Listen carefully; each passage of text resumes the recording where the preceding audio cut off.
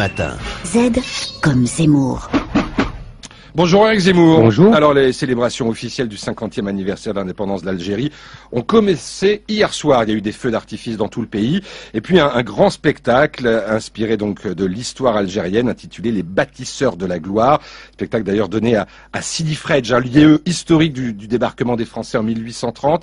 Spectacle dédié à la lutte des Algériens contre l'occupation française. Ça a été retransmis à la télé algérienne. Alors ce n'est que le début. Ces célébrations vont durer 1 an, Eric.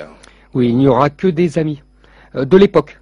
Les parrains de l'indépendance, les Russes et les Chinois qui aidaient alors le FLN au nom de l'internationale communiste. Et les États-Unis dont on oublie trop souvent qu'ils avaient hâte de voir la France abandonner partout ses colonies.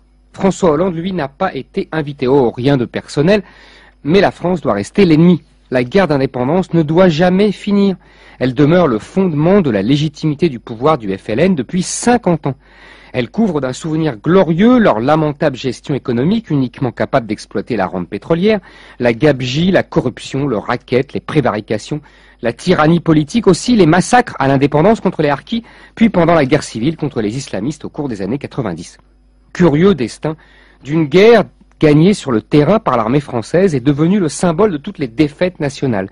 Étonnante indépendance accordée par le général de Gaulle avant toute chose pour que, disait-il, mon village ne devienne pas Colombey les 2 mosquées, et qui n'a pas évité, mais au contraire accéléré l'installation sur le sol français de millions d'Algériens. Histoire paradoxale qui focalise la culpabilité coloniale française, confinant souvent à la haine de soi, alors même que l'Algérie n'a jamais été autre chose qu'une terre coloniale.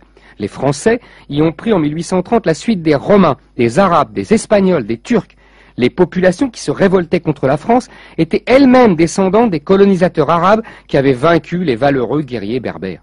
On pourrait même dire que l'Algérie, le nom même a été inventé par la France, continue d'être sous un joug colonial d'une armée spoliatrice. L'armée algérienne ne recrute encore aujourd'hui ses officiers supérieurs que dans les mêmes villages, les mêmes clans, les mêmes familles, comme Assad en Syrie avec les Alaouites. C'est pour cette raison que l'armée algérienne a tenu bon dans la guerre civile. Alors, ceux-là même qui aujourd'hui réclament à haut cri, au nom des droits de l'homme, une intervention contre Assad, ne bronchaient pas. L'Algérie est intouchable. Mais revenons au rapport entre l'Algérie et la France. Eric, François Hollande pourrait, dit-on, exprimer des regrets au nom de la France. Pas des excuses, des regrets. Mais le FLN joue de cette sempiternelle culpabilité française pour préserver ses prébendes. La repentance avait atteint des sommets sous la présidence Chirac. On passa à 2 doigts d'un grand traité de réconciliation où la France aurait endossé le rôle du méchant nazi qui demande pardon pour ses fautes.